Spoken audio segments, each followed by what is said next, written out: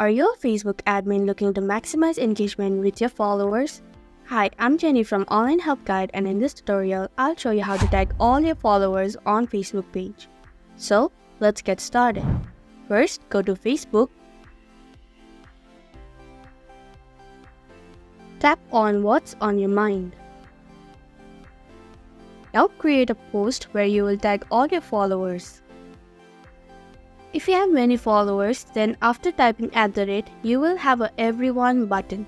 Click on it and then tap Next. Now tap on Post.